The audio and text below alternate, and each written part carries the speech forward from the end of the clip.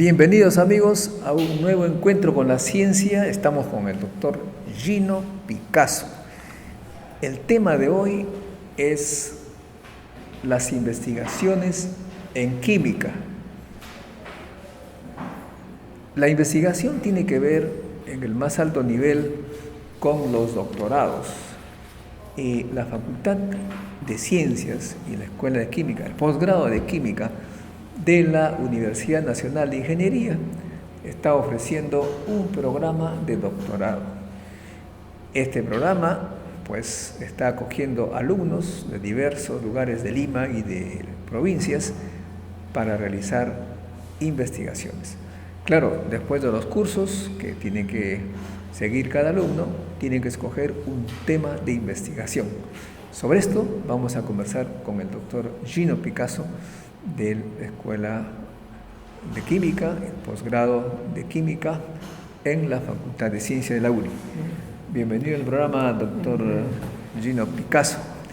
Cuéntenos, ¿cómo se escoge un tema de investigación en su facultad? ¿Cuál es el proceso para que usted diga vamos a hacer tal o cual investigación? Bueno, gracias Modesto por la invitación. En realidad, la mayor parte de los proyectos que hemos seleccionado han sido por elección propia del investigador. No ha habido una obligación para cada profesor para que haga o investigue en algún tema. Normalmente los profesores tienen un tema de interés por razones de especialidad.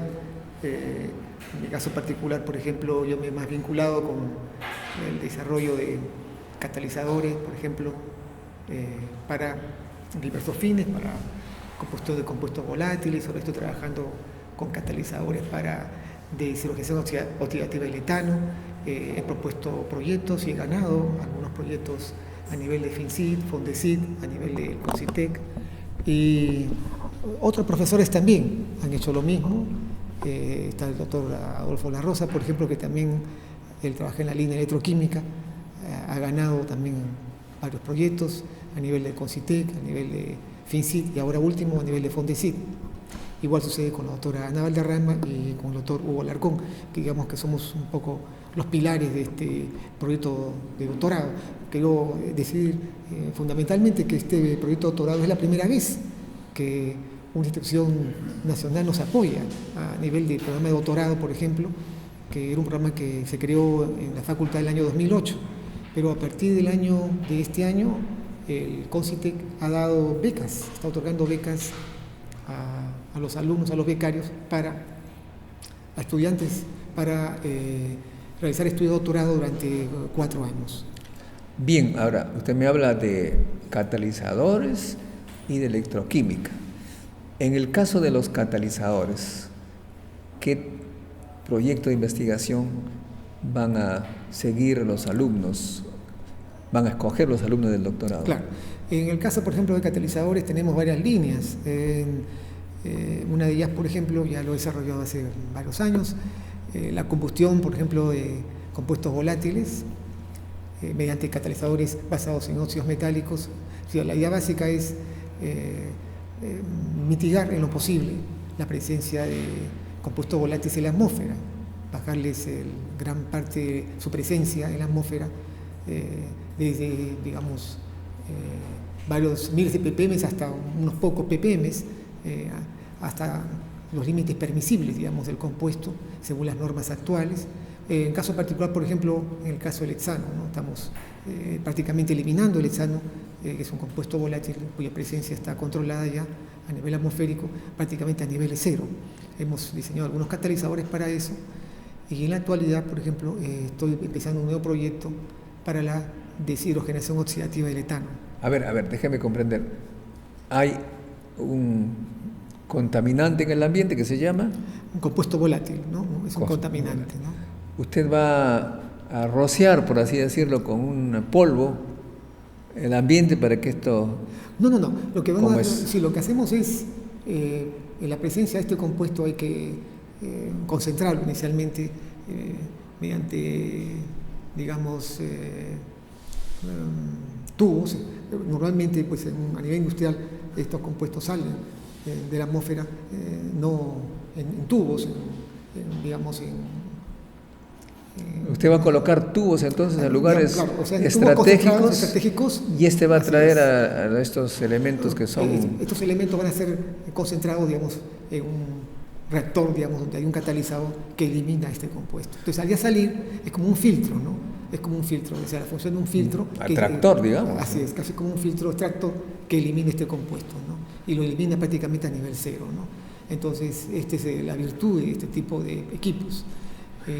Eso he ido trabajando en los últimos 4 o 5 años. Tenemos algunos artículos publicados incluso en revistas indexadas.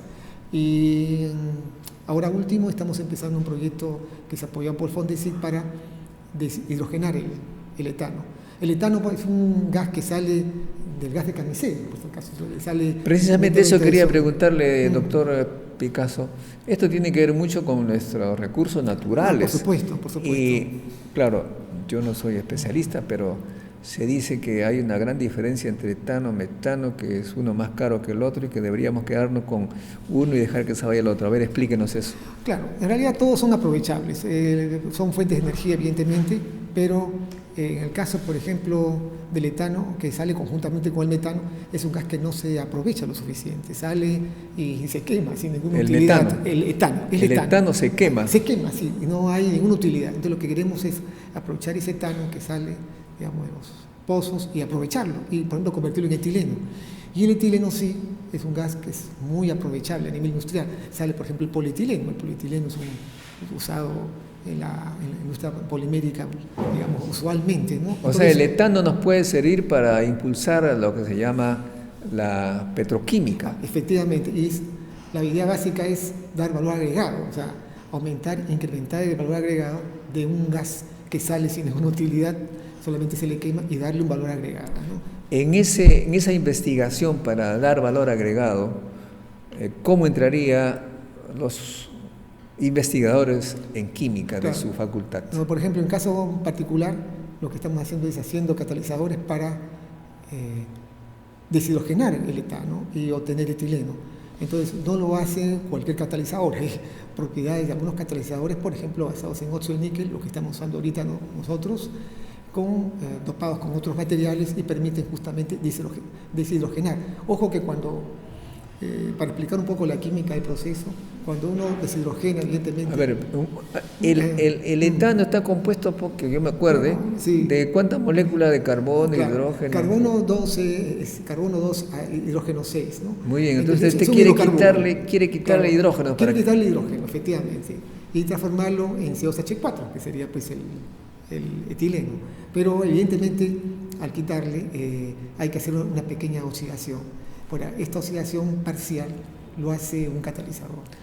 Y eso ustedes lo hacen a nivel de laboratorio en primer lugar, ensayan, y eso están haciendo. Eso estamos haciendo eso usando, por ejemplo, 2 sistemas ahorita, el níquel-hierro y el níquel-cerio. Estamos trabajando ahorita con esos 2 sistemas, hay 2 chicos trabajando en ese proyecto, y efectivamente estamos tratando en lo posible de obtener etileno, y lo tenemos realmente, y lo que estamos ahorita es tratando de hacerlo de manera muy selectiva, o sea, obtener el etileno en la mayor proporción posible. Hay que considerar que, para explicar un poco a los chicos, a la gente que está escuchando el programa, por supuesto, la selectividad pues tiene que ver con la reacción, con la, digamos, reacción preferente, porque ese proceso tiene varias reacciones complementarias. Y lo que queremos es una reacción en particular, y esa reacción en particular es justamente la obtención de etileno. Y para eso hay que escoger un catalizador no solamente activo, sino también selectivo. Bueno, ahí tú tienes un trabajo de investigación, elaborar un proceso, crear un proceso para convertir el etano en etileno en tu laboratorio. Muy bien. ¿Qué otro trabajo de investigación podría seguir un estudiante de doctorado? También estamos ahorita trabajando, por ejemplo, en sensores químicos, sensores de gas. Estamos trabajando, o ya hemos empezado un trabajo al respecto hace 2 o 3 años, sensores de gas, por ejemplo, usar un material nanoparticulado para detectar algunos gases cuya presencia, por ejemplo, se desea dañina, se desea controlar, no solamente dañina, sino que se desea controlar. Por ejemplo, hemos trabajado con el propano. El propano es un gas que puede explotar, ¿no? Si uno tiene una salida de gas. ¿Propano es el que se usa en las cocinas? En las cocinas, exactamente. Sí, he visto que, no he visto, sino que desafortunadamente las noticias señalan que de repente alguien prende un fósforo y todo explota porque el propano ha invadido el ambiente y no se ha dado cuenta la gente. Así es. En este caso tú estarías proponiendo un material nanoparticulado, Así que es. sería un tubito, una cosa. No. Es un material nanoparticulado inicialmente para detectarlo, ¿no? Para detectar la presencia de este gas. Por ejemplo, si hay alguna salida, digamos, algún derrame de un gas en la casa, por ejemplo. Así, hiper práctico. Pequeña, yo he hecho ¿no? un polvito así y se me pone de un determinado color. O es un detector, no, es un detector totalmente electrónico que está guiado por, digamos, con un material nanoparticulado y que detecta el gas en muy poca concentración. Entonces, muy bien. Entonces cualquier salida de gas lo puede detectar, que es importante. Perfecto. O sea, ¿no? yo conozco estos nanoparticulados, estas partículas pequeñísimas en la punta de un detector conectado con un sistema electrónico, de manera que si hay estas sustancias peligrosas, el propano en este caso, en mi monitor va a salir Así es. el nivel de contaminación o nivel de presencia. Y eso es lo que queremos hacer justamente. El primer nivel ahora era desarrollar el material químico y ahora estamos pasando al nivel de crear un sistema portátil de detección. O sea, así como tú tienes, por ejemplo, una pantallita, queremos también tener una pantallita que nos diga qué cantidad de gas existe en la atmósfera, digamos, y usando justamente este material nanoparticulado. Eso estamos en la segunda fase, ¿no? Entonces, queremos, por ejemplo, un estudiante que trabaje en ese proyecto y tranquilamente puede convertirse en proyecto de doctorado con publicaciones y todo, porque realmente es bastante importante, sobre todo a nivel de contaminación, no solamente hablo de propano, y otros gases que requieren, evidentemente, detectarlos a nivel atmosférico y digamos, tener digamos, aditivos portátiles que puedan captarlos con mucha facilidad, ¿no? Gracias amigos por seguir con nosotros en este encuentro con la ciencia. Estamos conversando con el doctor Gino Picasso de la Escuela de Química de la Facultad de Ciencia en la UNI, que está junto con otros colegas organizando el doctorado en química, doctorado que por supuesto significa contar con líneas de investigación. Hemos visto 2 y bueno, seguimos en esas preguntas con el doctor Gino Picasso. Estimado Gino, entonces, ¿qué otros temas de investigación podrán seguir los estudiantes? Sí, hay también, por ejemplo, temas relacionados con electroquímica. Bueno, lo que se refiere a celdas de combustible para producción de hidrógeno, por ejemplo, hay un proyecto. Pero vamos a ver por partes para que la gente que nos escucha entienda. Así, una definición simple. ¿Qué cosa significa electroquímica? A mí me da la idea de que es la química que produce electricidad, digamos. No, por supuesto. es la unión, bueno, en realidad todo está unido, todo proceso ahorita está prácticamente interaccionando con el ambiente, ¿no? Entonces, el proceso electroquímico pues implica procesos químicos juntos con procesos electrónicos, digamos, propiamente, y involucra sobre todo una interfase, ¿no? Interfase sólido-líquido, donde se realiza normalmente donde se produce saltos de potencial, ¿no? Y eso origina un fenómeno electroquímico. Eso también me hace pensar a mí en baterías. Por supuesto. Todo lo que sea batería. Una batería clásica de esas que tenemos en los automóviles, ¿cómo funciona? Bueno, básicamente lo mismo, solamente que en la batería es la producción de energía eléctrica en base a una reacción química, ¿correcto? En base a una reacción química se produce energía.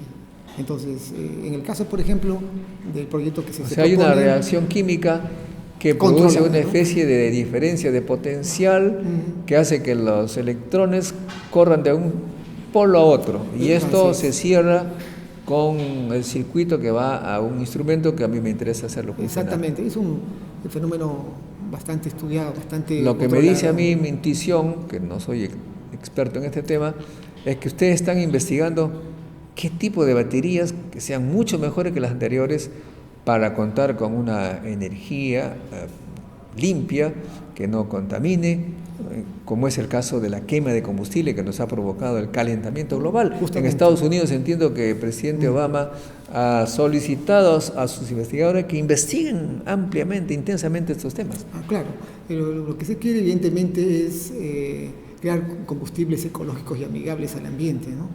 Y ahí está uno de los proyectos, por ejemplo, que intenta producir hidrógeno, ¿no? Por si acaso, actualmente es el boom, digamos, a nivel de combustible, las células de combustible, porque en las células de combustible lo que se produce fundamentalmente son dos gases, hidrógeno y oxígeno, y ambos se combinan, generan energía y produce agua, o sea, y el agua es totalmente amigable, ¿no? O sea que no hay ni problema de contaminación. Evidentemente que el problema fundamental aquí es producir el hidrógeno de una manera barata, ¿no? No es un combustible barato, pero se está estudiando diversos materiales para producirlo de manera barata, ecológica, y probablemente en el futuro, bueno, en este momento ya existe automóviles que funcionan con baterías de este tipo, pero a nivel mundial todavía está en estudio, pero bueno, equipos que están produciendo hidrógeno a este nivel existen, al menos en el Perú y en nuestro grupo de investigación. En la batería clásica tú tienes los electrodos. ¿Qué materiales se usan para crear esa diferencia, ese voltaje? Diversos materiales, ¿no? Diversos. Porque ¿no? pues eso va a depender propiamente del sistema, pero digamos son electrodos digamos comunes que se emplean. Hay un electrodo de trabajo, hay dos electrodos que funcionan como cátodo y ánodo que ocasionan saltos de potencial, y lo que se quiere es, basados en esos saltos de potencial, generar energía para producir ese hidrógeno, digamos, de manera más ecológica posible, ¿no? Y sin restos, en lo mínimo, restos que puedan afectar al ambiente, ¿no? Claro, porque las baterías clásicas, a mí me da temor pensar que ahí ha habido ácido sulfúrico, hay Exacto. una serie de cosas contaminantes. Ustedes tratarían de que estas Mercurio, no tengan... Así es, por supuesto. O sea, en la batería común está ahorita la tendencia incluso actual, es que las baterías no sean, digamos, las clásicas, sino se funcionen, digamos, con energía solar, por ejemplo, ¿no? Ya con celdas solares, por ejemplo, ya nos evitamos que se formen, con una contaminación prácticamente milenaria, ¿no? Que produce la formación de estos ácidos que tienen las pilas, ¿no? Y sobre todo mercurio, porque hay un poco de mercurio, un poco de esos materiales que no son reciclables, que no son biodegradables. Y lo que se quiere justamente es crear estos combustibles, baterías que sean biodegradables. Las baterías que tenemos en estos aparatitos tan comunes, ¿hay entonces elementos peligrosos? Por supuesto. Que conllevan riesgo para la salud?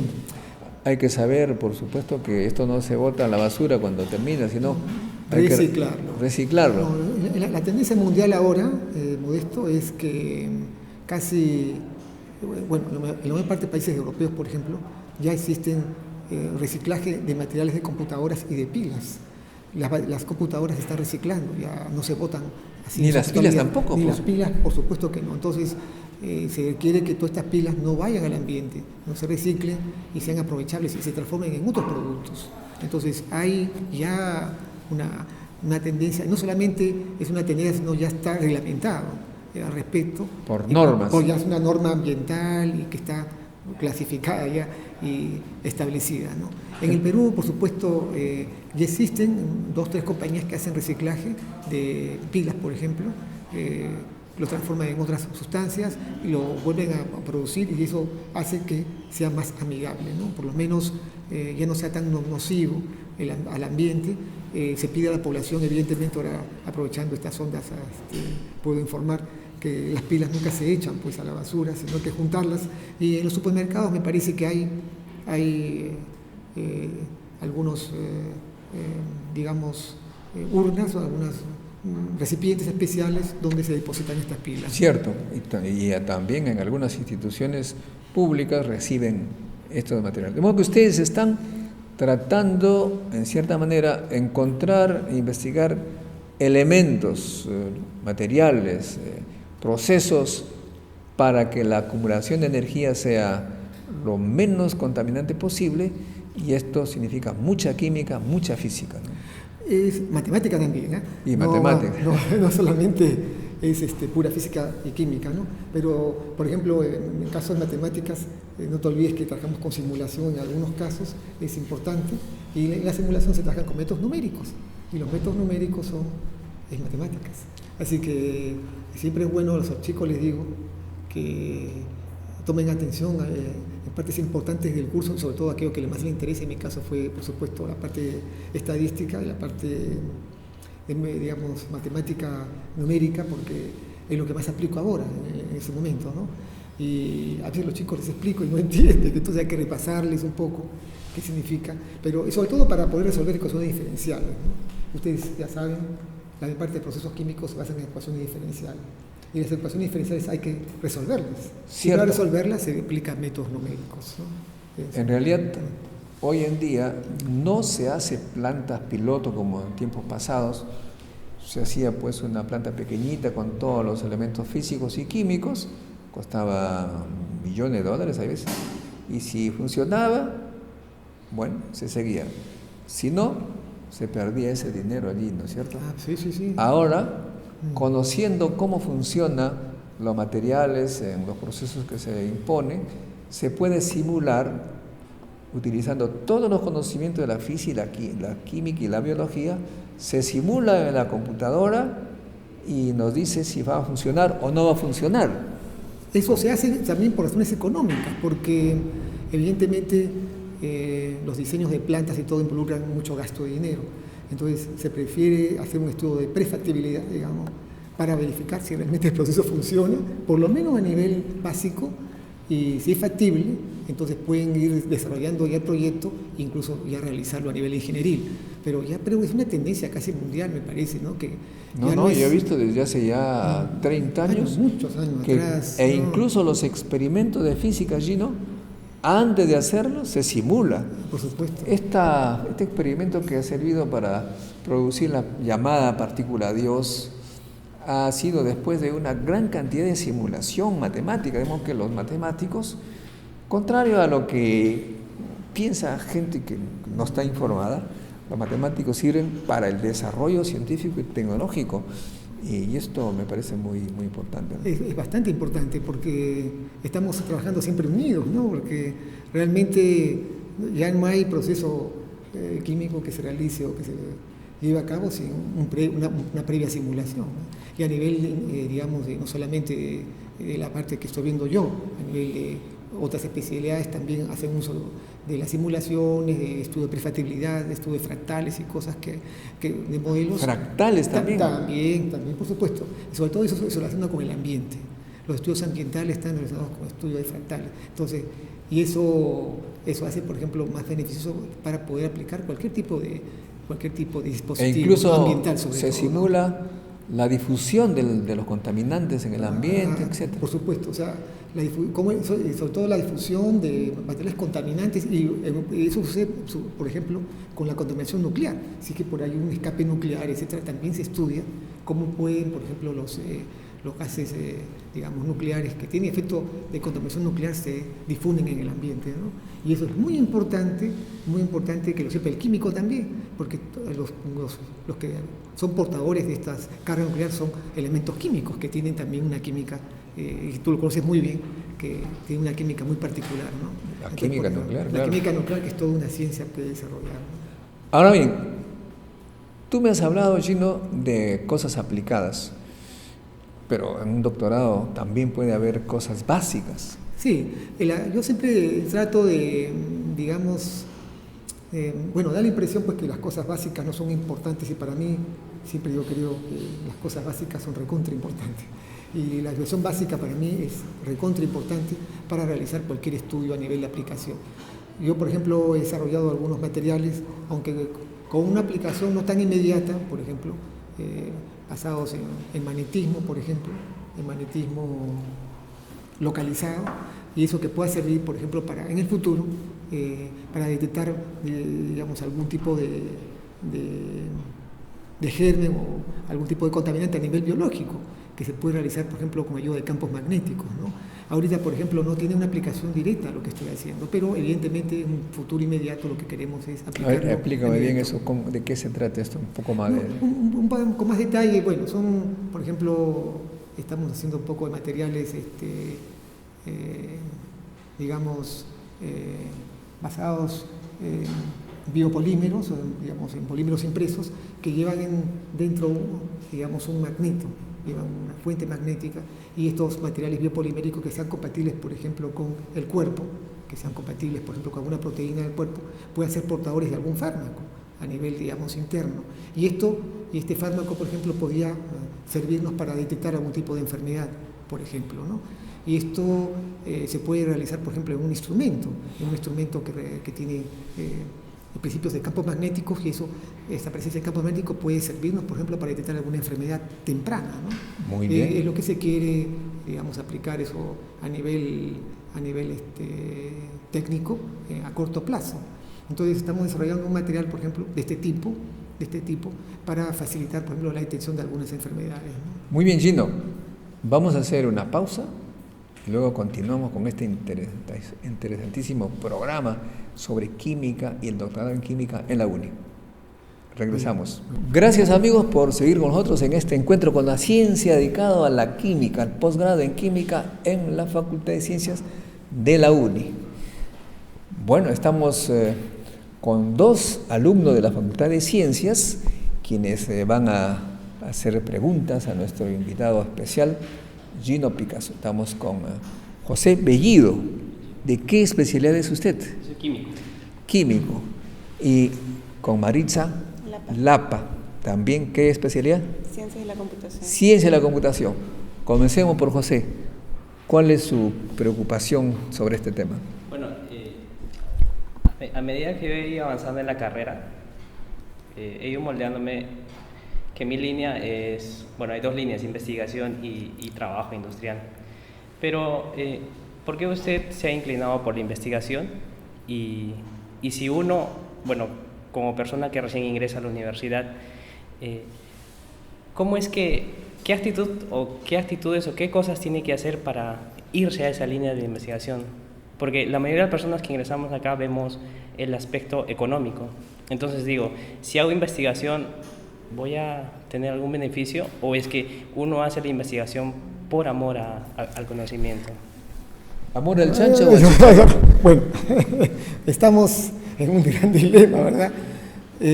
Lo que yo siempre digo, pues, que uno debe hacer siempre las cosas que a uno más le gusta, digamos, ¿no? Yo siento que si uno quiere ser millonario, pues que se vaya a Estados Unidos, no sé, o saque la lotería, o sea futbolista, porque ahí peloteando tal vez se consiga miles de dólares, ¿no? Pero, digamos, hablando en serio, yo pienso que realmente uno tiene que hacer lo que a uno más le gusta, y a mí yo hago lo que más me gusta, independientemente que reciba 5, 10 o 20, no sé, es lo que más me agrada hacer. Evidentemente lo he convertido en algo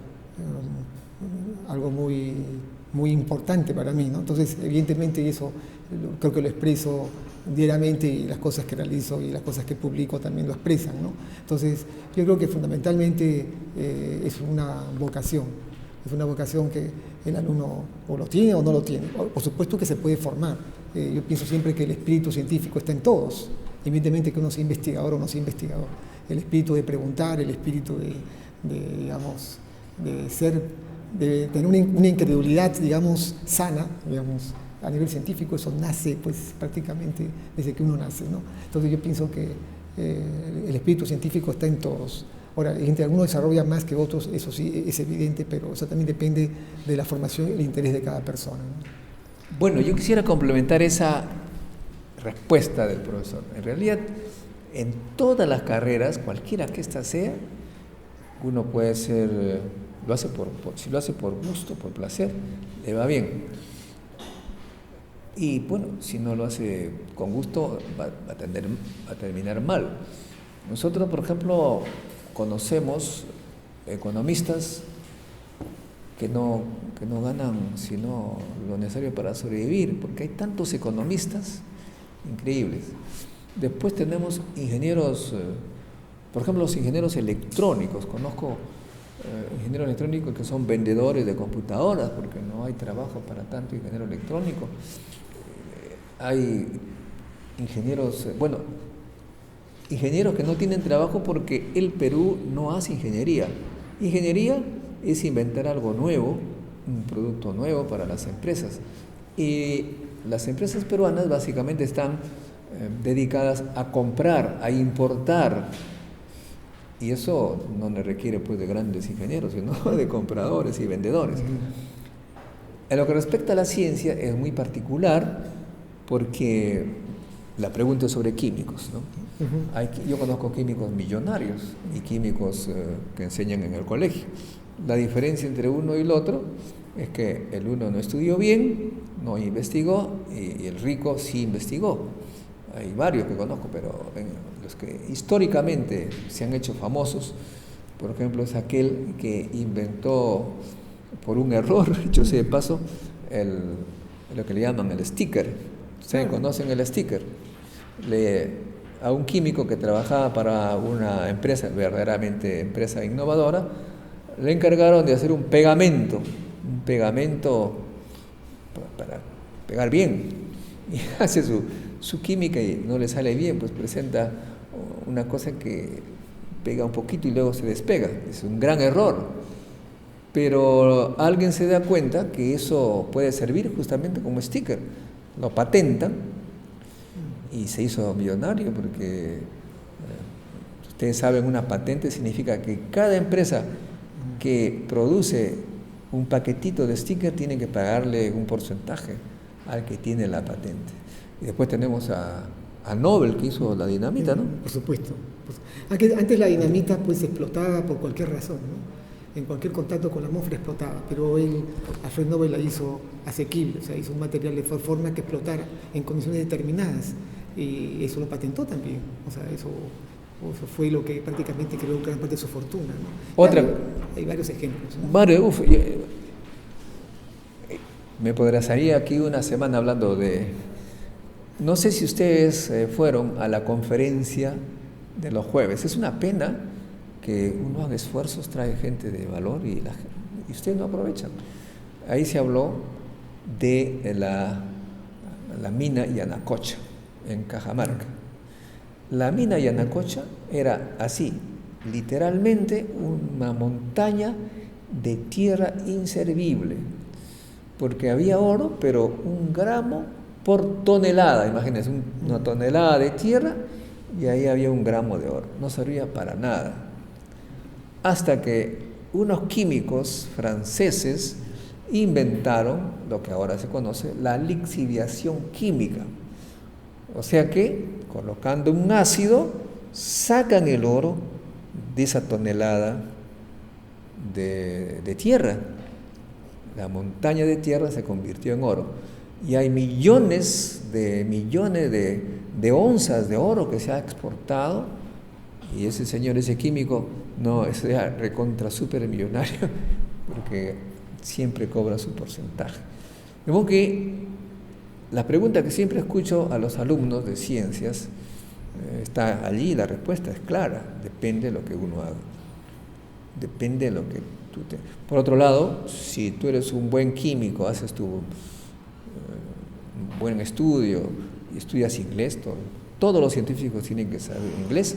Te vas a Estados Unidos, conozco químicos que nos sufren tanto, están trabajando en una universidad norteamericana, químicos que salen de acá, de la universidad, ganan $200,000 al mes, con proyectos de $5 millones al año, sin ningún problema. De modo que la ciencia para mí es la mejor de las carreras.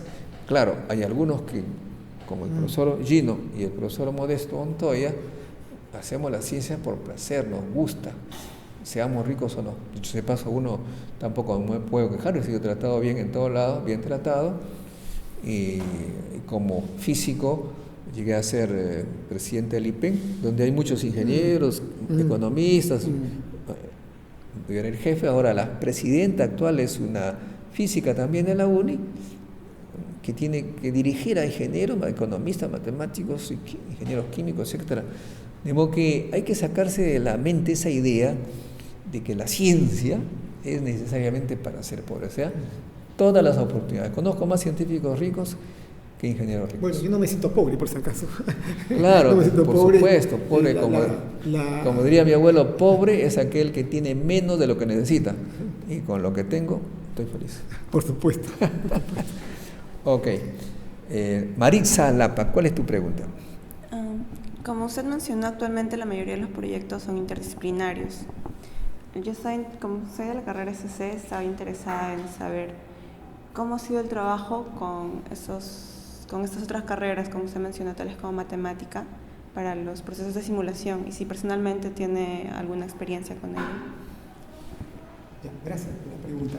Efectivamente, en realidad yo empecé con la simulación con un ingeniero que fue en España, entre otras cosas, que se hacía solamente simulaciones nada más, y él estaba más orientado a las matemáticas, que hacía este tipo de trabajos. No en la facultad todavía no he realizado un trabajo con un matemático. Probablemente no me extrañaría que en algún momento tuviera algún colaborador matemático, ¿no? En este momento, por ejemplo, estoy tratando de convencer a un estudiante químico teórico que está haciendo química teórica, que es más orientado a las matemáticas que otras cosas, un poco hace simulaciones, Monte Carlo y cosas, para trabajar en uno de nuestros proyectos. Entonces, por eso yo nunca abandono la idea de que hacer un tipo de trabajos de simulación, lo veo para mí trabajo algo muy importante. Dicho de paso, he visto que ahora hay gente que sintetiza compuestos en la computadora antes de pasarlo pues a los hechos. Tenemos acá un ingeniero electrónico justamente que fue a Estados Unidos, me refiero a Jorge Seminario, que maneja, que simula para generar compuestos químicos, algunos sensores de gas, etc. De modo que la química no necesariamente significa laboratorio, significa manejar los conceptos y todos los conocimientos para simular en computadora nuevos compuestos y ofrecerlos a la empresa química para que los elabore, ¿no? Por supuesto, por supuesto. Eso, yo he visto también casos así, incluso un egresado nuestro que es Juan Dávalos, también trabaja en España él, y también está trabajando en este tipo de proyectos, sintetizando sustancias con moléculas que todavía no existen, pero lo propone como modelo, ¿no? Como modelo para explicar algunos fenómenos, ¿no? Entonces, este tipo de estudios me parecen para mí muy importantes. Entre otras cosas, son estudios básicos. Todos son basados en estudios básicos, modelos básicos, pero que con amplia aplicación, muy amplia aplicación en diversas ramas de la ciencia. Muy bien, entonces estamos claros un poco sobre lo que va a ser este doctorado. Antes que me olvide, debo señalar que también hay becas, el gobierno peruano a través de las becas, presidente de la República, están dando becas para ir al extranjero, y noto que la gente de la UNI especialmente no está informada y se están perdiendo muchas oportunidades. Incluso hay las becas de excelencia que los que tienen el segundo año pueden postular a través de la alianza estratégica para terminar su carrera en Francia, en otros países, de modo que hay amplias posibilidades para la gente de ciencias que no van, o sea que las becas se quedan desiertas, increíble. Bueno, finalmente, doctor Gino Picasso, ¿dónde el estudiante encuentra la información para todo lo necesario para convertirse en un estudiante de posgrado, de doctorado? Realmente para hacer estudios de doctorado, el estudiante puede recurrir a la página web de la Facultad de Ciencias. Ahí hay en la parte de posgrado, se puede recurrir a una dirección web. En esa dirección web hay que llenar un formulario, ¿no? Y de esa manera se puede escribir al primer doctorado. Por si acaso el estudiante tiene que tener su maestría y tener 35 años como máximo, ¿no? Y digamos que sea de una especialidad afín a la química, ¿no? Me refiero, puede ser ingeniería química, puede ser bioquímica, puede ser metalurgista, puede ser también especializado en geoquímica, o sea, algo relacionado con la química, ¿no? Y presenta su postulación, y el cierre para las inscripciones, entre otras cosas, de postulación es el 18 de abril. el 15 de abril, perdón, y la evaluación escrita se va a realizar el 18 de abril. Y el 20 de abril es la entrevista, se pasó una entrevista y las clases empezarían el 2 de mayo. Yo invito especialmente a los estudiantes de provincia, no sé si me estarán viendo, los de provincia, todos son bienvenidos, incluso el mismo programa está incentivando que los chicos de provincia participen en este tipo de programas. Gracias, doctor Juna Picasso, y a ustedes les hago recordar que este 16 empieza el curso de redacción de artículos y tesis en la Universidad Ricardo Palma, y también todos los sábados tenemos el semillero científico del CEPRESIT, sábado de 9 a 11 y de 11 a 1, en colaboración con el Colegio de Ingenieros del Perú. Las informaciones las encuentran en cienciaperú.org. Regresamos. Muy bien, Gino, te agradezco mucho. ¿Hay alguna pregunta de ustedes más? A ver, sí. Básicamente mi pregunta iba a que usted, cuando hace un análisis de su vida a esta altura, porque usted tiene bastante experiencia, ¿se siente feliz como lo que ha hecho, o es que quisiera hacer mucho más? Bueno, y la otra pregunta es que el campo de catálisis química solamente se dedica a hacer cosas que detectan, o también solucionar problemas. No, por supuesto que hemos tratado de solucionar problemas, ¿no? Por eso de feliz y infeliz yo soy insatisfecho profundamente, siempre estaré tratando de buscar más cosas para estar satisfecho, ¿no? Pero eso es para mí es un punto de apoyo para poder seguir investigando. Si me conformaría con las cosas que hago, me siento ahorita, me voy a mi casa y se acabaron los problemas. Pero soy profundamente inconforme, siempre estoy buscando cosas nuevas que pueden, llevarme a otro tipo de investigación. Por eso mi felicidad consiste en buscar siempre lo que puedo encontrar mañana. Ahora, respecto a, cuando dijiste la parte segunda, solamente, o sea, varias ramas en la química solamente se detectan, se centran a la detección. Pero he visto un inconveniente, pero no es, o sea, suficiente no es detectar, también es buscar una solución a eso, bueno, correcto. Cerrar el círculo. Es una parte nuestra, evidentemente, la detección. No estoy diciendo que la detección, por eso agrego, que no es que esté satisfecho con eso, es una parte de trabajo. Entonces, por ejemplo, en la parte catalítica ya estamos no solamente detectando, sino destruyendo un problema ambiental, por ejemplo, ¿no? En la parte de la desilusión oxidativa del etano estamos tratando de transformar el etano en etileno, o sea, dar un valor agregado al etano, transformarlo en etileno, que es un producto de alta aplicación industrial. Entonces, no es solamente el hecho de detectar. Por supuesto, tenemos un proyecto para detectar, que evidentemente en el futuro también está una forma de destruir ese tipo de sustancias que es nociva a la salud sobre todo, ¿no? Pero yo siento que son por partes, ¿no? O sea, siempre digo, también es importante conseguir, por ejemplo, una sustancia que detecte, sobre todo cuando hay escape de gas. Imaginemos que en una casa hay un escape de gas y la gente ni se da cuenta, y viene cualquiera haciendo un fósforo y explota, ¿no? Y eso, imagínate eso a nivel industrial, ¿no? Entonces, el hecho de detectar un gas también es importante para, por ejemplo, ver alguna fuga de un gas contaminante, un gas altamente explosivo. Y en toda su trayectoria, ¿ha trabajado usted con sustancias ha metido biología ahí? O sea, me refiero, ha hecho, como son catalizadores, enzimas, quizás anticuerpos. No, todavía no, pero cataliza enzimática. ¿O hay una dificultad en aplicar eso? Sí, todavía, claro, es otra rama de la ciencia. Yo siempre digo a los chicos que lo que hacemos nosotros, el problema en mi caso es tratar de producir un equipo que permita ensayar el catalizador, que permita hacer el testeo. Ese es el principal problema. Entonces ahorita tengo, por ejemplo, 2 equipos trabajando, ¿no? En esto. O sea, tengo 2 equipos de testeo trabajando.